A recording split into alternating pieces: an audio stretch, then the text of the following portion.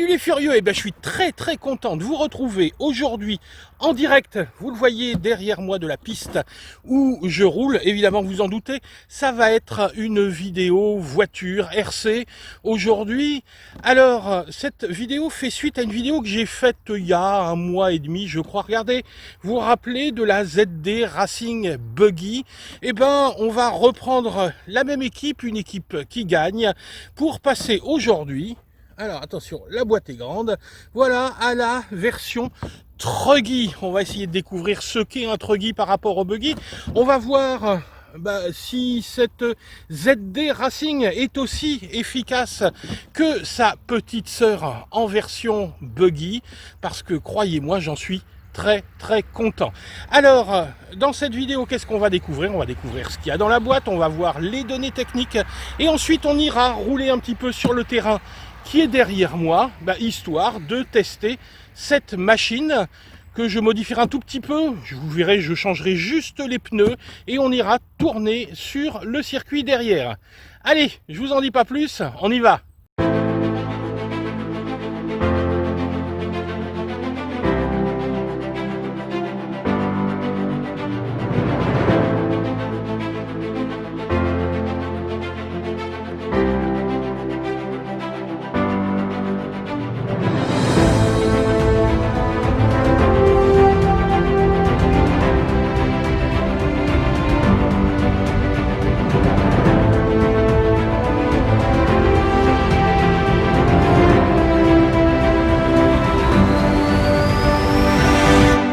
Et voilà ce super carton. Vous voyez que le carton ici est de taille respectable.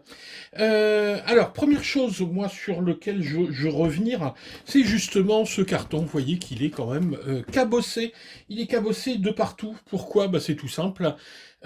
Parce qu'on n'a aucune boîte autre que celle-ci, à savoir qu'il était scotché, vous voyez, c'est scotché directement sur la boîte. Je me suis embêté à retirer un petit peu toute la protection. C'est juste un sac plastique autour. On a l'impression qu'il a passé plus de temps à voler qu'à rouler, ce carton, ou le contraire, je sais pas. Mais enfin bon, il est bien cabossé. C'est le second paquet de chez ZD Racing que je reçois comme ça. C'est un petit peu l'angoisse.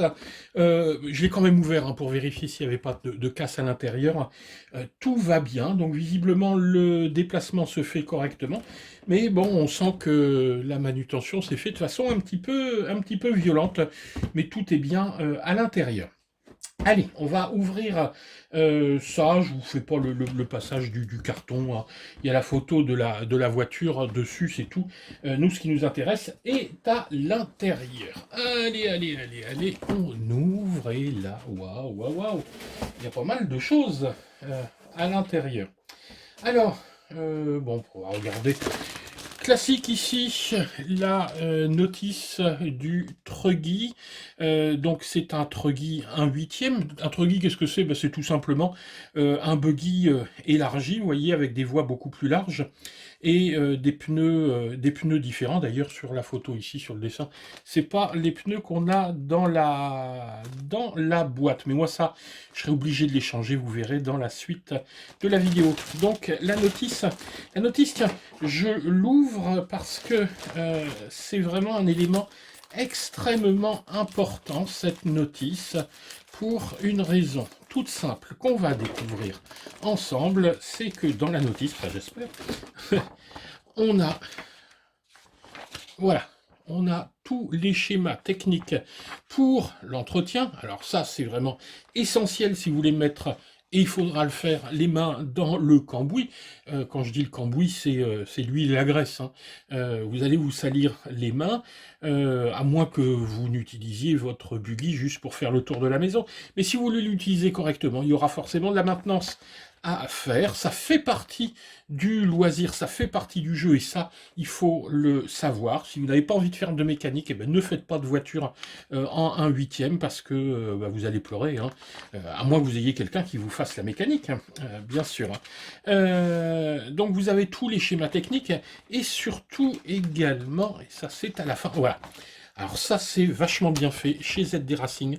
Vous avez toutes les références des pièces détachées. Ensuite, vous n'avez qu'à aller sur AliExpress, vous tapez ZD Racing, le numéro de la pièce que vous voulez acheter, et vous trouvez immédiatement. La voiture, vous pouvez la démonter de A à Z et la reconstruire uniquement avec les pièces détachées. Évidemment, ça vous coûtera 4 fois plus cher, mais voilà. Tout est disponible, et ça c'est essentiel quand on achète une voiture, la disponibilité des pièces détachées. Donc, voilà pour la notice. Excusez-moi, je fais un petit peu de ménage. Alors, regardons ce qu'on a là-dedans. On commence ici par la radio. Hop, alors la radio, on la connaît. On la connaît pourquoi? Regardez là-bas. C'est la radio de ma Pirate 3 Buggy. Forcément, pour la Pirate 3 Truggy, ils ont mis la même radio. J'espère qu'ils sont bindés sur des fréquences différentes. Bon, on verra ça. Allez, tiens, je la pose à côté. Je la pose à côté de sa petite sœur. Ensuite, qu'est-ce qu'on a? On a le chargeur qui va bien, c'est exactement le même que sur le buggy. C'est un chargeur B3 qui va vous permettre de charger les 3 cellules de votre batterie 3S, sachant que le buggy, enfin le truggy, peut fonctionner en 3S, mais également en 4S. Alors si vous êtes en 4S, il vous faudra racheter un chargeur, parce que celui-là est limité à 3S. Donc voilà, le chargeur, le petit aileron qui va bien, ça je le montrerai tout à l'heure et puis vous le verrez dans la seconde partie de la vidéo. Alors, ça a quelque chose qui est assez impressionnant. Regardez ces roues. Moi, c'est pas forcément les roues que je vais utiliser parce que je vais utiliser ce truggy uniquement sur un circuit où on peut pas utiliser des roues comme ça sur un circuit. C'est le meilleur moyen d'aller défoncer toute la piste. Ça, par contre, je vais l'utiliser pour aller en forêt, pour m'amuser. Ça va vraiment être... Ça, c'est des roues loisirs, des roues pour aller faire le foufou. Alors, ils sont particulièrement mous, ces pneus.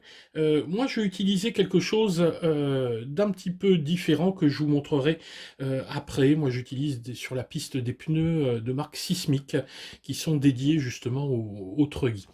Donc, voilà pour les roues. Comme dirait l'autre, il y en a 4, hein, évidemment. Hop, allez, on retire les jantes et les pneus qui sont précollés.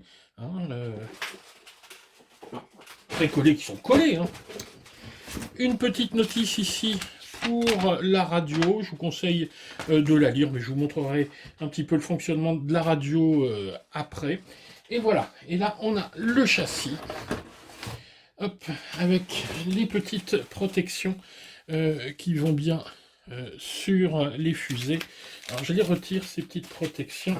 Je retire la caisse et on va regarder un petit peu ce châssis un petit peu plus en détail. Je vous donne pas les caractéristiques techniques, hein, on va juste regarder ce qu'il y a dedans. Les petites épingles ici de carrosserie, vous voyez qu'elles sont assurées par des petites rondelles. Je pense que c'est des plus pratiques. Alors, qu'est-ce qu'il y a là-dedans? Parce qu'il y a quand même un élément qui manque. J'espère que c'est à l'intérieur. Oui, il n'y a pas de batterie. On n'a pas vu la batterie. Ah, elle est là. Elle est là, la coquine. Voilà. Donc, un joli châssis ici. Vous voyez l'omniprésence du métal hein, sur ces châssis ZD Racing. La construction de ce châssis, c'est une construction très proche de celle du Pirate 3 Buggy, avec juste les particularités au niveau des triangles ici, qui font qu'on a, et la disposition des amortisseurs, qui font qu'on est sur une classe ici, Truggy. Voilà donc pour le contenu de la boîte. Ah oui, on va regarder quand même un petit peu la batterie de plus près. Je pense que c'est la même que sur le buggy.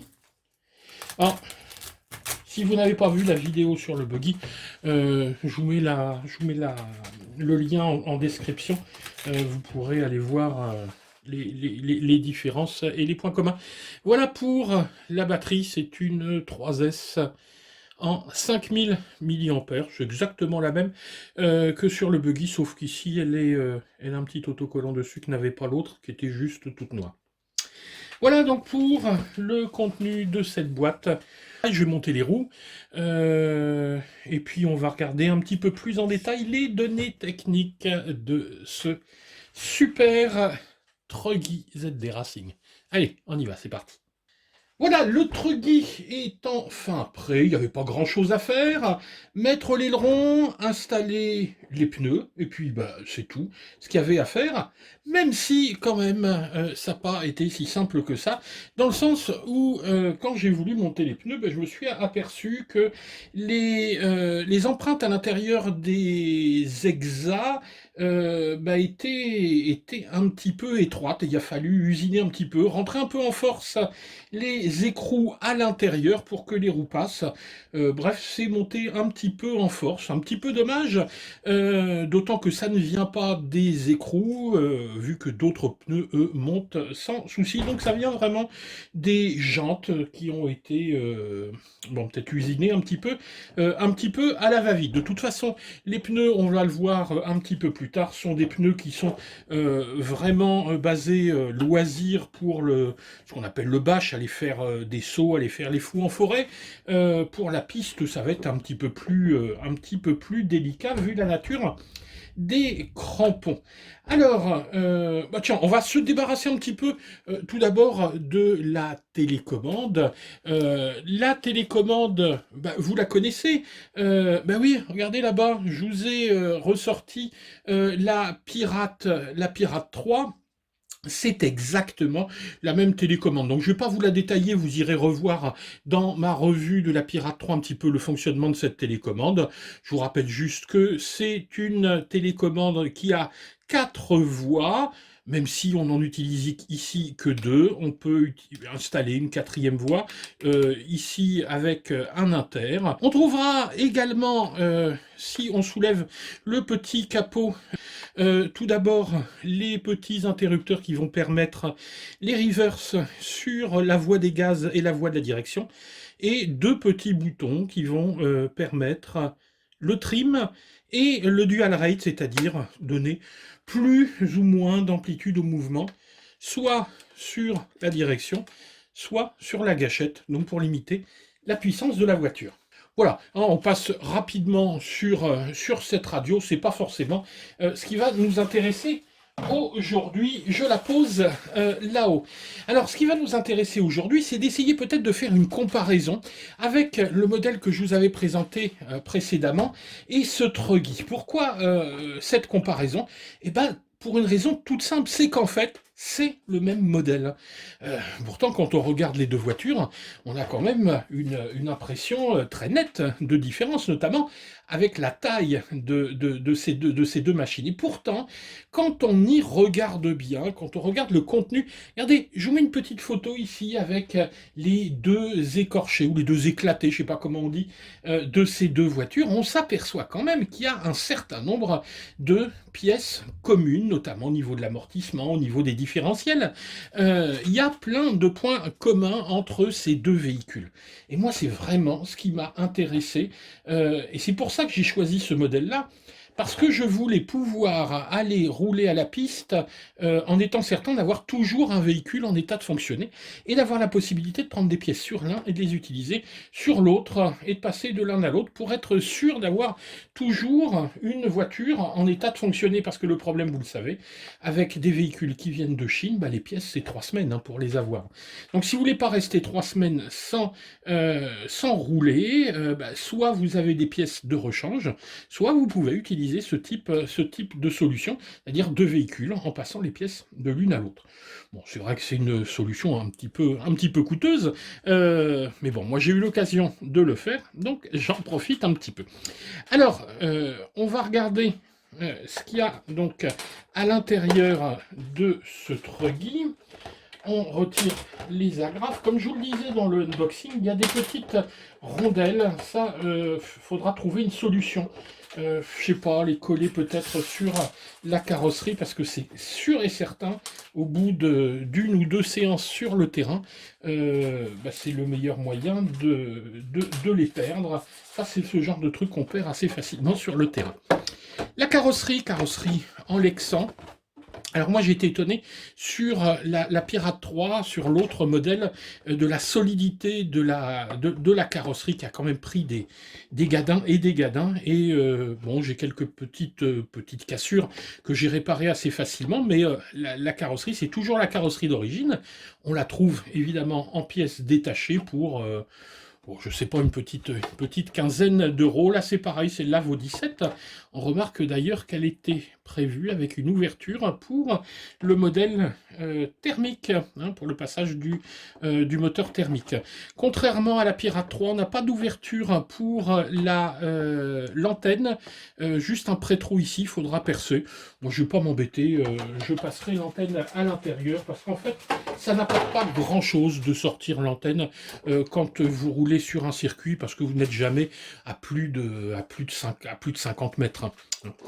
Voilà, alors, maintenant, regardons un petit peu ce qu'on trouve dans cette voiture. Alors, tout d'abord, la taille, parce que regardez la taille par rapport à l'autre, on a quand même un monstre un petit peu plus important. On a ici un véhicule qui fait 55 de long sur 43 de large. Vous voyez, c'est quasiment un carré sur 20 de haut avec la carrosserie. Alors que finalement, l'intérieur, au niveau châssis, c'est quasiment la même chose que l'autre modèle. Alors, qu'est-ce qu'on va avoir comme différence? Essentiellement une différence au niveau de la triangulation, ce qui fait qu'on va avoir des voies beaucoup plus larges ici, et on a un empattement qui est également plus important, étant donné qu'ici on a un empattement de 37 cm, 370 mm. La voiture est plus haute également. Elle a ici une garde au sol de 370, alors que l'autre avait une garde au sol de 324. Donc on est un petit peu plus haut ici. C'est lié essentiellement à la taille des pneus. Regardez la différence là-bas entre les deux pneus. C'est assez frappant. Les pneus, alors leur taille, ils ont un diamètre de 145, une largeur ici de 69. Le moyeu, c'est le moyeu normal et standard de 87, avec des hexas de 17 à l'intérieur. Alors, ce qui frappe, c'est toujours le cas chez ZD Racing, c'est la présence du métal à l'intérieur de cette voiture. Vous avez ici une plate métallique, des amortisseurs métalliques, des tours d'amortisseurs métalliques. Au niveau du différentiel, on a un différentiel ici avec un pignon métallique, sorti de moteur évidemment métallique. Tous les cardans sont métalliques, mais enfin là c'est un minimum là-dessus. On a également les renforts au niveau de la cellule arrière et de la cellule avant, qui sont des renforts métalliques. Le châssis aussi est un châssis métallique. Alors, excusez-moi, là, je me fais un petit peu plaisir. Je le filme, c'est pour juste garder un souvenir. Vous voyez, il est tout neuf. Il n'a pas encore été roulé. Il n'a pas une seule griffe. Alors, voilà. Hein, ça, c'est juste pour moi. Hein, vous m'en voulez pas. Comme ça, je regarderai en pleurant ces images quand il sera complètement griffé. Donc, du métal partout. Alors, attention, évidemment, On n'est pas ici sur sur une marque de compétition, c'est du ZD Racing, c'est du loisir. Mais je vous assure, pour avoir testé le modèle précédent sur un circuit, pour avoir passé, je suis à une trentaine de packs à peu près avec la Pirate 3, je n'ai quasiment rien cassé. J'ai cassé essentiellement deux petits pistons au niveau des amortisseurs. Bon, alors il y a des petites choses à faire, il y a de l'entretien à faire. J'ai perdu des vis à droite à gauche. Bon, j'ai appris aussi, hein, j'ai appris beaucoup sur le collage des vis. Il y en avait certaines qu'on croit coller, qui ne le sont pas du tout. Donc évidemment, le conseil qui viendra là-dessus, c'est faites attention à toute la visserie. À la limite, quand vous avez un doute, desserrez, mettez un petit coup de Loctite, resserrez, ce sera collé, ça ne bougera plus. Au niveau de la durabilité, on a vraiment, en tout cas sur la précédente, je testerai sur celle-là, mais il n'y a pas de raison que ça ne se passe pas de la même façon, des véhicules qui sont des véhicules qui ont quand même une certaine fiabilité, à condition évidemment de ne pas rouler comme des dingues, et de respecter un petit peu son véhicule. Mais comme je l'avais dit dans la vidéo précédente, moi mon objectif c'est de ne pas casser mes jouets, et de revenir avec du matériel en bon état. Après, si on a envie de rouler comme un dingo et puis de foncer dans les murs, ça c'est un autre problème, ou de faire des sauts de 10 mètres. Bon, je pense que certains vont vouloir avoir ça pour s'amuser à faire des sauts. Mais là, il ne faudra pas s'étonner de casser notamment des bras. En cas de casse, évidemment, toutes les pièces de A à Z sont disponibles. Qu'est-ce qu'on va regarder maintenant? Le moteur. Alors le moteur, alors sauf qu'il est ici d'une couleur différente du précédent, c'est exactement le même. C'est un moteur en 4068 avec un KV de 2000. On a un ESC. Alors l'ESC, je regarde, oui, c'est le même que l'autre. Alors moi, il y a quelque chose là qui ne me plaît pas par contre, c'est la position de l'interrupteur que je déplacerai sûrement à l'avant. Pourquoi? Tout simplement parce que cet interrupteur, il tient uniquement avec du double face. Alors là, ça fait bien, ça fait propre sur le côté. On se dit, on va pouvoir passer sous la carrosserie. Oui, mais ça après 2-3 packs dans la poussière, le double face, il fait plus son effet. Et moi, quasiment à chaque séance, peut-être pas chaque séance, mais toutes les 2 séances, je retire le double face et j'en mets un neuf. Donc je pense que je passerai l'interrupteur plutôt par ici. Je ferai une petite modification à ce niveau-là. Donc un ESC ici qui est un ESC 120 ampères, qui est nettement suffisant ici pour faire évoluer la voiture en 3S avec la batterie ici 3S 5000 mAh, mais également la possibilité d'adapter du 4S. Petit bémol, et ça c'est un problème que j'ai vécu sur l'autre voiture, sur la Pirate 3, c'est la baie pour la batterie. Elle limite la taille à 138 mm ici, donc autant dire que vous ne pourrez pas mettre toutes les batteries sans aller bricoler quelque chose à l'intérieur, couper, etc. Donc faites bien attention à ce que vos batteries ne dépassent pas 138 mm de long. Sur la largeur et sur la hauteur, c'est pas très grave, hein, ça s'adapte avec les straps. Par contre, au niveau de la longueur, ça n'accepte pas. Là, celle-ci fait 136 ou 135 de long. Donc, vous voyez, ça rentre au chausse-pied. Même si, honnêtement, on peut couper. Vous voyez, on a encore ici plusieurs centimètres. Donc, possibilité de tourner également en 4S tel quel. Le pignon de sortie de... Voilà. Vous entendez ça? Ça, c'est les rondelles qui tombent. C'est même pas sûr qu'elles aillent au terrain, mes rondelles. Donc, ici, le pignon en sortie de moteur, c'est un 16 dents.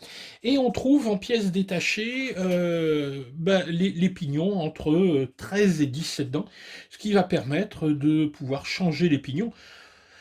Moi, j'irai pas jusqu'à 13. Pourquoi pas essayer du 17? Pourquoi pas essayer du 15? Euh, Honnêtement, celle là-bas, ça fonctionne très bien. Très bien, comme on est en 46 dents au niveau du différentiel central. On a bien sûr donc trois différentiels, un différentiel central, un différentiel arrière, un différentiel avant, pignon tout métal, etc. Des noix ici de cardan qui ont tendance à marquer un petit peu.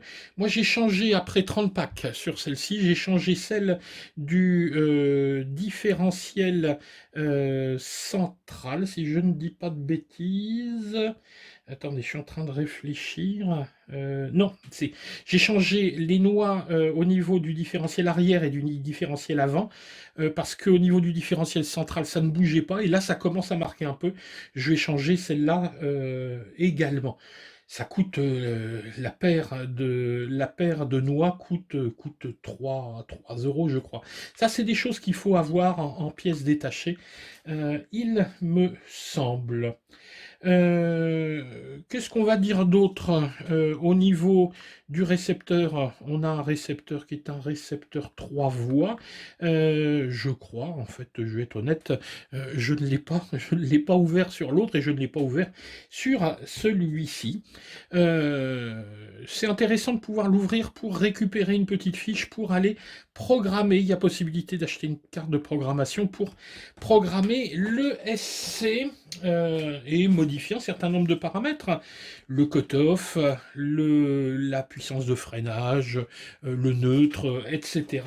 Donc on a un certain nombre de possibilités. Au niveau du réglage de l'ESC, qu'est-ce que j'ai d'autre à vous dire? Ah oui, le cerveau qui est ici. Excusez-moi, je manque un petit peu de place, hein, faut dire. Cette voiture, elle est quand même assez grosse, hein. Le cerveau, c'est un cerveau. Là, c'est un petit peu juste, je pense quand même, quand on voit les roues. Bah, c'est le même cerveau que l'autre, c'est un cerveau en 9 kilos. Euh, la voiture n'a pas roulé. Donc là, je vous donne juste des données techniques brutes. On va se retrouver après, de toute façon, on va aller directement au circuit, hein. On la fera rouler. On regardera un petit peu si tout fonctionne. Mais bon, ça me paraît un petit peu juste 9 kilos. C'est peut-être un changement qu'il faudra faire après avec un cerveau un petit peu plus puissant. L'amortissement a l'air aussi bon que sur la précédente, hein. Mais ça, je suis pas inquiet là-dessus.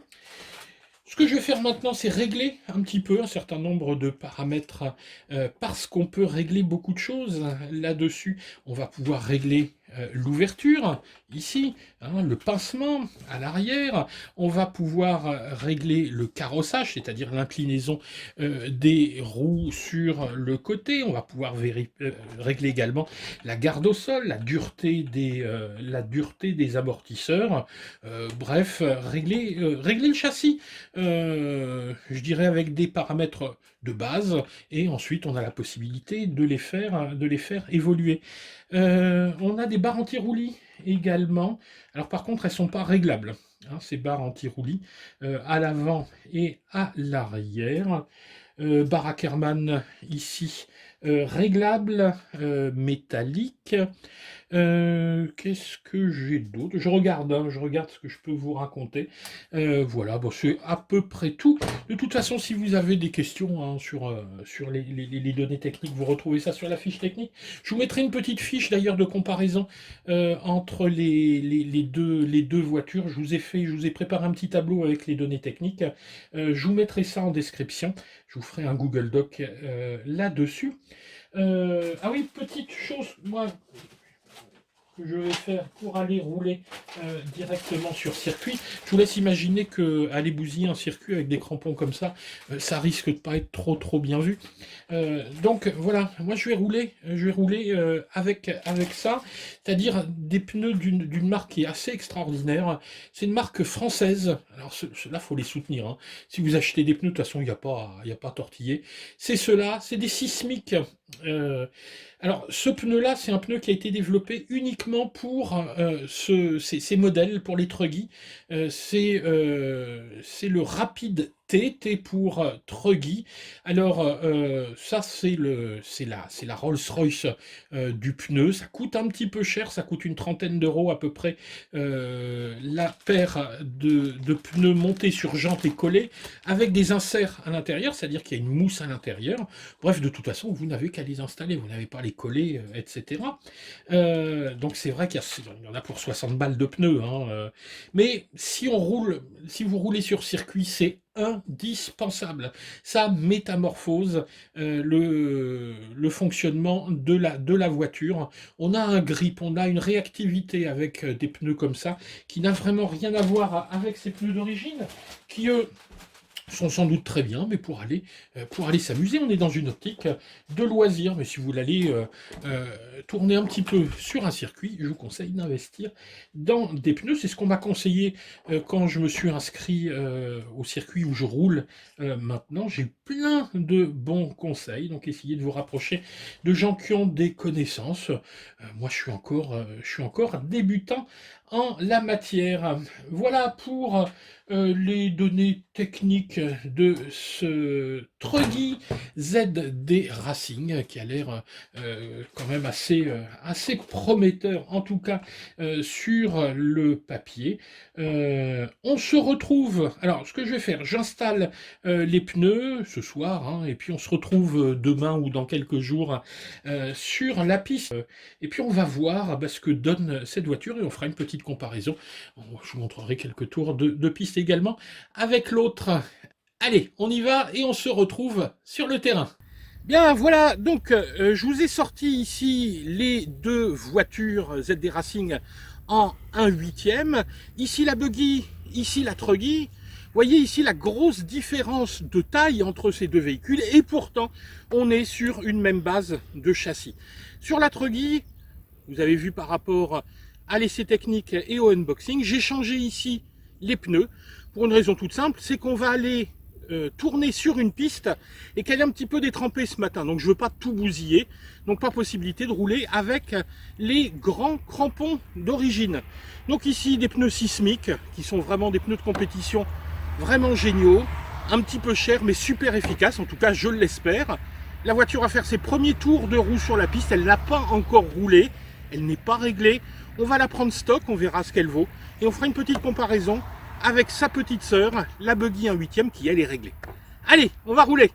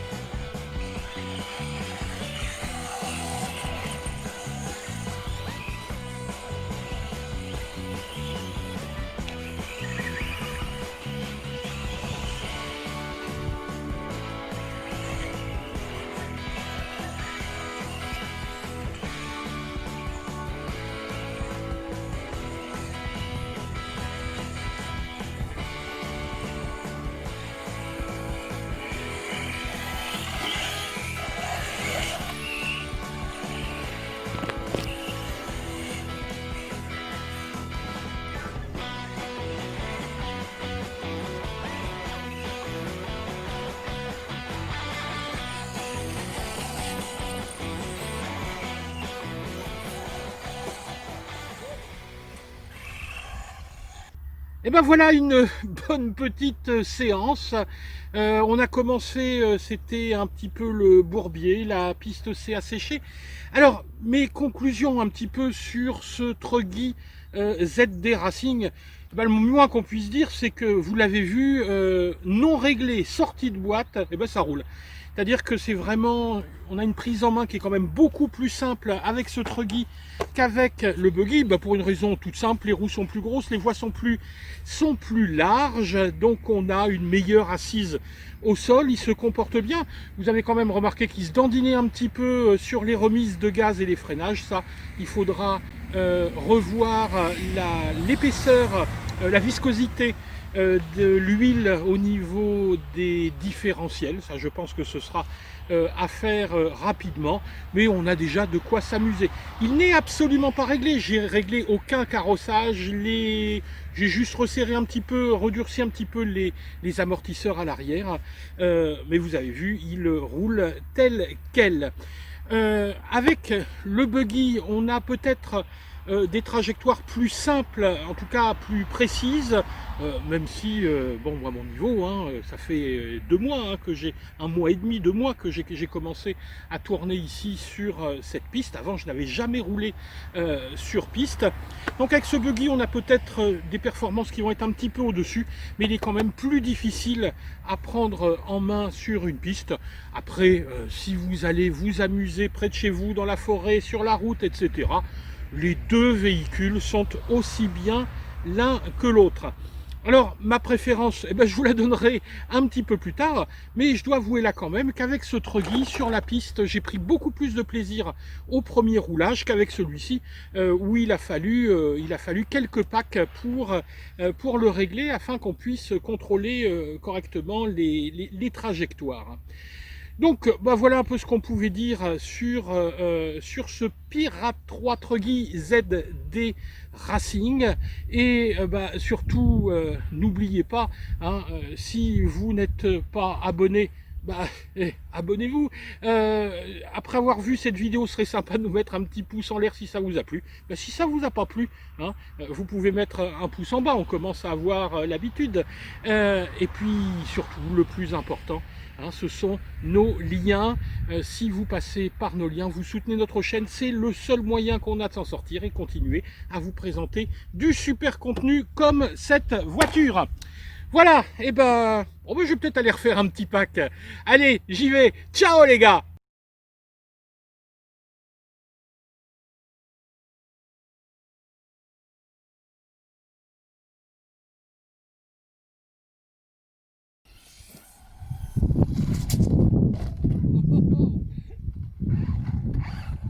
Il devrait gueuler encore plus fort!